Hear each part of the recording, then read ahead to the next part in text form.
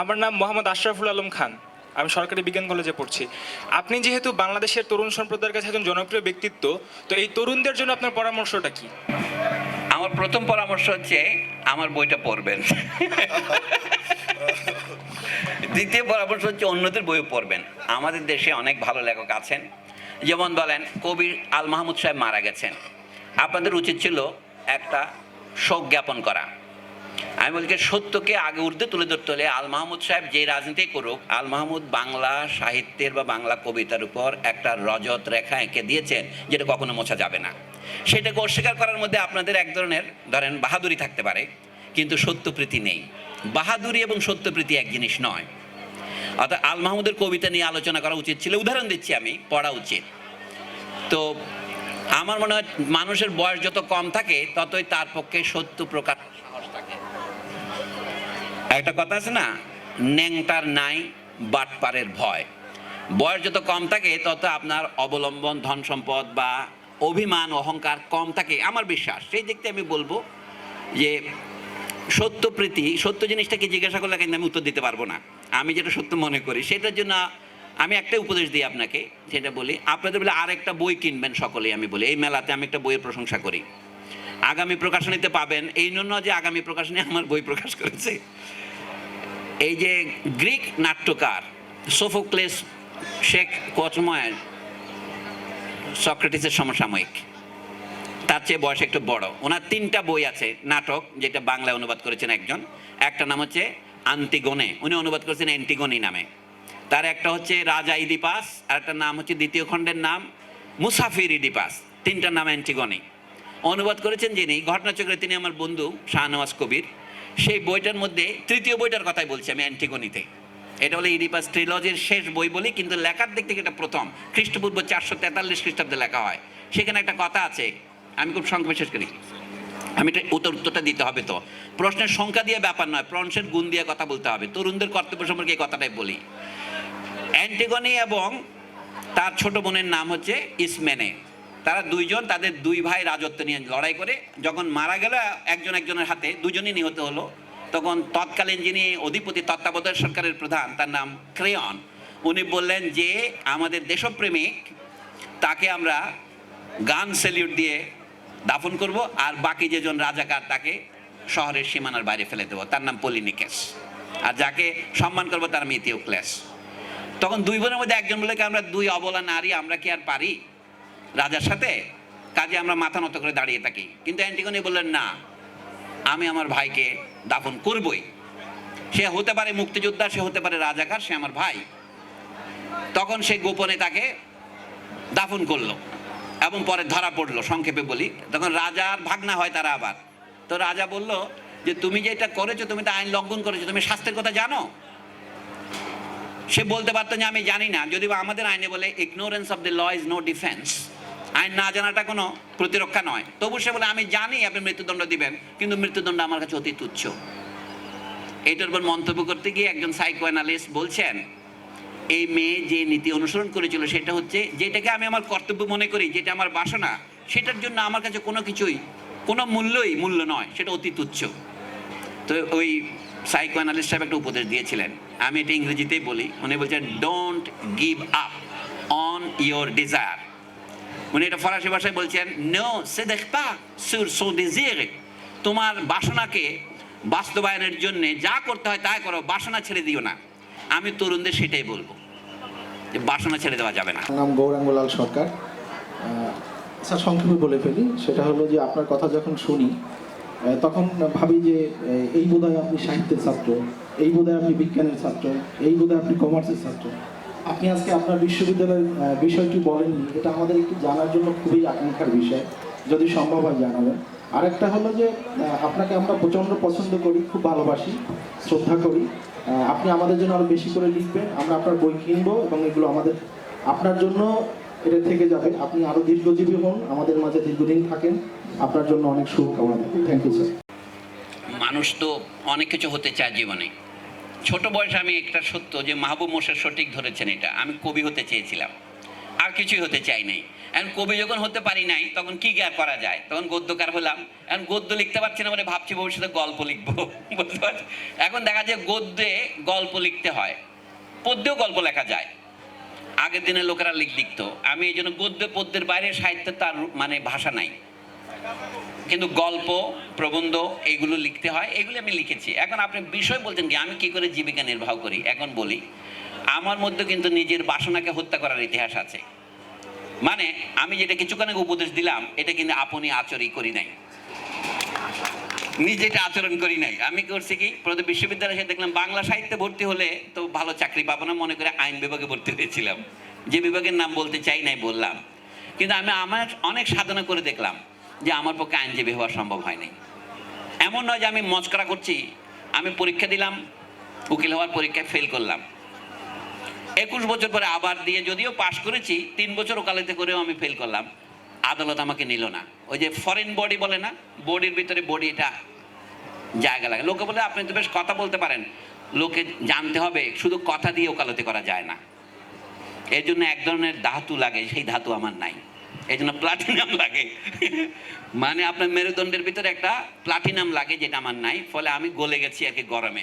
World trade centre যেভাবে গলে গিয়েছিল বিমানের আঘাতে, আমি সেভাবে গলে যাই। এখন তারপরে গেলে আমি বিদেশে গেলাম অর্থনীতি শাস্ত্র পড়তে। শুনলাম অর্থনীতি একটা সাংঘাতিক জিনিস, বড় বড় পণ্ডিতরা অর্থনীতি পড়ে।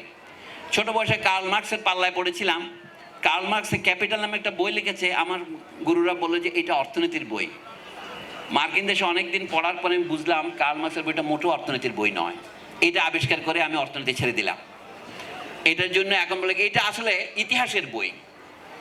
কার্ল মার্কস যেদিন মারা যান, আপনারা জানেন কার্ল মার্কসের 200 বছর পূর্তি হয়েছে গত বছর 2018 সনে তার জন্মের। 1878 জন্মেছিলেন, তার মৃত্যু হয় 1883-তে, আজ থেকে 165 বছর আগে। তার শোক সভায় দাঁড়িয়ে তার বন্ধু ফ্রেডারিক অ্যাঙ্গেলস যে বক্তৃতা দিয়েছিলেন, আপনাদের বলে রাখে কার্ল মার্কসের জানা যায় 13 জন লোক হয়েছিল, কেউ কেউ বলে 11 জন মতান্তরে। সেই ভদ্রলোকের সম্পর্ক নিয়ে বলছিলেন কার্ল মার্কসের মৃত্যুতে জগতের 2টা শক্তির বড় ক্ষতি হলো। 1 নম্বর শক্তি ইউরোপ এবং আমেরিকার প্রলেতারিয়াত। তখনও তৃতীয় বিশ্ব বা উপনিবেশিক জগৎ কার্ল মার্কসের বন্ধু অ্যাঙ্গেলসের চিন্তায় প্রবেশ করে নাই। বলে কার্ল মার্কসের মৃত্যুতে জগতের 2টি শক্তির অপূরণীয় ক্ষতি হলো। আপনারা পড়তে পারেন, কার্ল মার্কসের স্মৃতি বইতে পাবেন এটা, অ্যাঙ্গেলসের ফিউনারেল স্পিচ বলে এটা। 2 নম্বর ক্ষতি হলো কার? ইতিহাস বিজ্ঞানের। ওখানে অর্থশাস্ত্রের ক্ষতি হয়েছিল বা আইন বিভাগের ক্ষতি হয়েছিল বলেন নাই। কার্ল মার্কসের জীবন কর্মকে তার জীবনকালীন বন্ধু যে এক বাক্যে সারমর্ম লিখেছেন সেটা হচ্ছে ইতিহাস বিজ্ঞান। তা এখন আমি আসলে যে বিষয়ে সাধনা করি, আমার প্রশ্নের জবাবে বলছি গৌরাঙ্গ সরকার, এটাকে ইতিহাস বিজ্ঞান বলা যায়। আমি কার্ল মার্কসের একজন ছাত্র হিসেবে গৌরববোধ করি। ধন্যবাদ। আমার নাম লীনা। স্যার, আমি জাস্ট একটা জায়গায় একটু আপনার কাছে প্রশ্ন করতে চাই। সেটা হচ্ছে আপনি একটু আগেই যখন বিচারপতি হাবিবুর রহমানের প্রসঙ্গে বলছিলেন, তখন গোলাম আজমের রায়ের সময় উনি ওই যুক্তিটা দিয়েছিলেন, কিন্তু উনি ওইটা গ্রহণ করেননি যে যে কোনো ব্যক্তির নাগরিকত্বের সাথে রাষ্ট্রের প্রতি আনুগত্যের এক ধরনের একটা সম্পর্ক থাকে। একই কথা আমি একটু জানতে চাই, আপনি আল মাহমুদের প্রসঙ্গে বলছিলেন যে আল মাহমুদের 2টা সত্তাকে সম্ভবত আপনি আলাদাভাবে দেখার একটা স্ট্যান্ড নিতে বলছেন, কিন্তু আমি এই জায়গাটাতে আপনার কাছে একটু ব্যাখ্যা জানতে চাই। আল মাহমুদের পরবর্তী জীবনের যেই অবস্থানটা ছিল, উনি ওনার একটা সাক্ষাৎকারে কিন্তু বলেছিলেন যে গণ আদালত যারা করেছিল তারা রাষ্ট্রদ্রোহিতার কাজ করেছিলেন। তাহলে এই যে স্টেটমেন্ট যার থাকে এবং উনি শিবিরের মঞ্চে গিয়ে তাদের যারা মারা গিয়েছে তাদেরকে শহীদ বলেছিলেন এবং শিবিরকে আদর্শবাদী সংগঠন বলে উনি অভিহিত করেছিলেন, যেই শিবির এবং জামাত আমরা জানি যে বাংলাদেশের অস্তিত্বকে স্বীকার করে না এবং বাংলাদেশের স্বাধীনতাকে তারা স্বীকৃতি দেয় না। তাহলে আল মাহমুদের এই অবস্থান, আমি জানি উনি কবি হিসেবে সর্বশ্রেষ্ঠ অনেক কিছুই হতে পারে, কিন্তু একজন মানুষের কোন অবস্থানটাকে আমরা অনুসরণ করব এবং ওই কোন অবস্থাটাকে আমাদের বর্জন করা উচিত? ওনার কাব্য প্রতিভার সাথে এটা কি সাংঘর্ষিক নয়? এরনেস্তো কার্দিনালের, উনি একজন ধর্মযাজক, উনি বলছেন যে আমরা তারকা হইতে আসিয়াছি এবং তারকালোকে ফিরিয়া যাইব।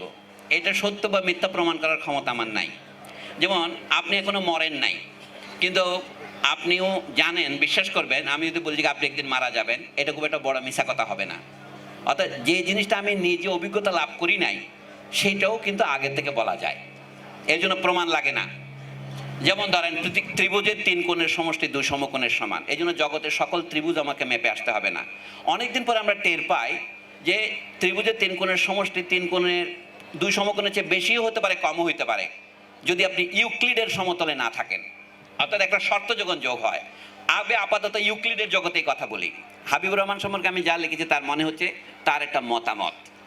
তিনি একজন বিচারক ছিলেন, তার মতামত শুদ্ধ হতে পারে, ভুলও হতে পারে, এটা হচ্ছে আমার বক্তব্য। এখন আল মাহমুদের কবিতাগুলো মতামত নয়, আপনাকে জানতে হবে কবিতা কবিতাই। আল মাহমুদের এককালীন মতামত আর পরবর্তীকালীন ভুল হতে পারে। যেমন ধরেন অ্যান্টিগনির যে বক্তব্য আমি দিলাম, পলিনিকেস বিদেশ থেকে এসে আমাদের দেশকে আক্রমণ করতে চেষ্টা করেছে, সুতরাং সে দেশদ্রোহী, এটা আমি মেনে নিলাম। কিন্তু সে যে আমার ভাই তা কিন্তু নাকচ হয়ে যায় না। কিন্তু রাষ্ট্রের নাগরিকত্ব আমার ভাইয়ের সম্পর্ক দুটো কিন্তু এক পর্যায়ের নয়। রাষ্ট্র হচ্ছে মানুষের সৃষ্ট প্রতিষ্ঠান, অর্থাৎ এটা বায়োলজিক্যাল নয়, এটা কালচারাল। আমাদের ঐক্যমতের ভিত্তিতে আমরা রাষ্ট্র তৈরি করি। কথাটা কেন আর পরিষ্কার করে বলা উচিত। রাষ্ট্রদ্রোহিতা এবং দেশদ্রোহিতা এবং জাতিদ্রোহিতা অনেকগুলো কথা আমরা বলি। ও বলছেন রাজা ক্রেয়ন অভিযুক্ত করলেন যে তুমি পাশের দেশ থেকে সৈন্য এনে আমাদের দেশে আক্রমণ করে রাষ্ট্র ক্ষমতা দখল করতে চেয়েছ। এখন ভেনেজুয়েলাতে যা হচ্ছে অনেকটা সেরকম আর কি, যে পাশের দেশ থেকে আমেরিকা গিয়ে তাকে রিলিফটিং নিয়ে ক্ষমতায় বসিয়ে দেবে, সেরকম কাজ করেছিল। সেই জন্য বলা হয়েছে সেই দেশদ্রোহী, সুতরাং তাকে আমরা রাষ্ট্রের চতুর্সীমার মধ্যে কবর দেব না, তার লাশ শকুনিতে খাবে, গৃদিনীতে খাবে। অ্যান্টিগনি বললেন সে আমার ভাই, সেটা বড় ব্যাপার নয়, সে একজন মানব সন্তান, আমি তাকে শকুনি গৃদিনীতে খেতে দিতে পারি না, তাতে আমার মানব জন্মেরও অমর্যাদা হয়। এটা তার যুক্তি। আল মাহমুদের নন, আরও বহু আছে। লেখক মাত্রের নিয়তি হচ্ছে নির্বাসনে যাওয়া। আল মাহমুদ ব্রাহ্মণবাড়িয়া থেকে এসেছিলেন এবং তিনি ব্রাহ্মণবাড়িয়াতে ফিরে গেছেন। দেখেন মাঝখানে ঢাকা শহরে তার কবর হয় নাই, কেন হয় না আমি জানি না, আমার টাকা পয়সা নাই যে আমি তার জন্য একটা কবরের মাটি কিনবো, তাই না?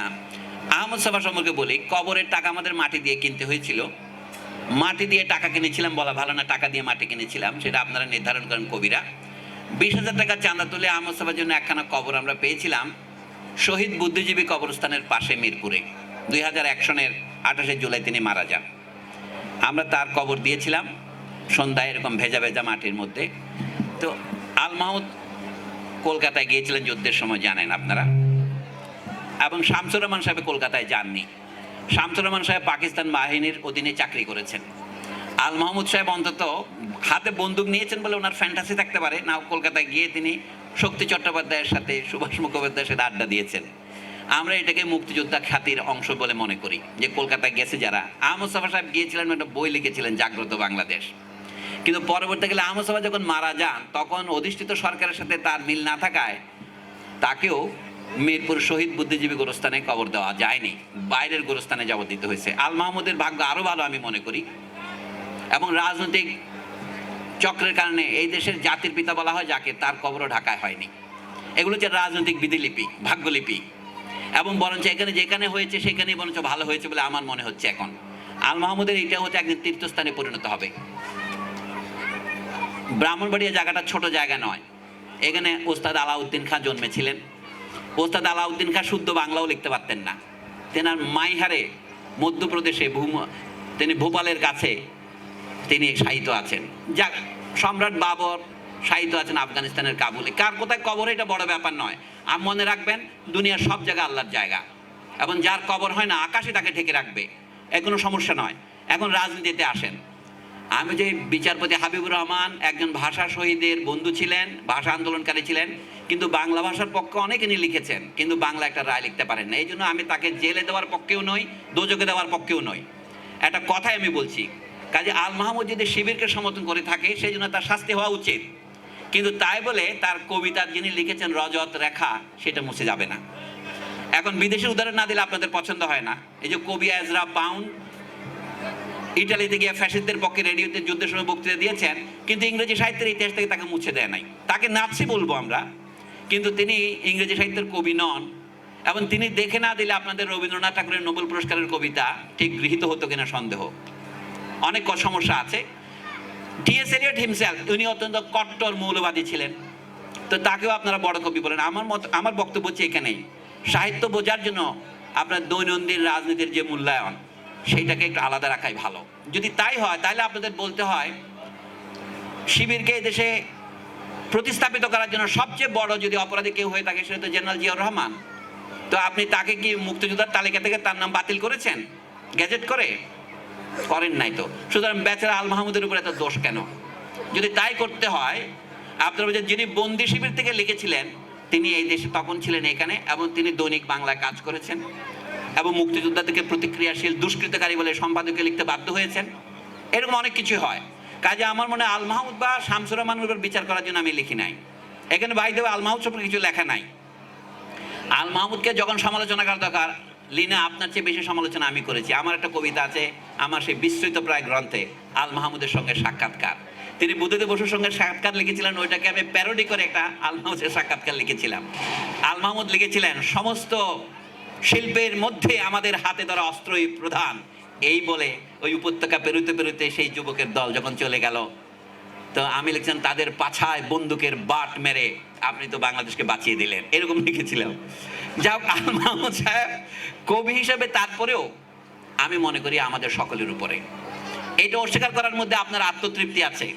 হ্যাঁ, আপনি গণ আদালত বসে তার বিচার করতে পারেন, এবং গণ আদালত সম্পর্কে যে উনি যদি খারাপ কথা বলে থাকেন সেই জন্য তার অনুতপ্ত হওয়া উচিত, কিন্তু সেটা তার কবিতাকে মুছে দেওয়ার জন্য যথেষ্ট নয়। সবিনয়ে এটুকুই নিবেদন করব। ধন্যবাদ ডক্টর সলিমুল্লাহ খান। এরই মধ্য দিয়ে আমাদের এই পর্বটির সমাপ্তি ঘটছে। আরও প্রশ্ন থাকা সত্ত্বেও সেটি সময়ের সীমাবদ্ধতার জন্য আমরা গ্রহণ করতে পারছি না, এজন্য আন্তরিকভাবে দুঃখিত।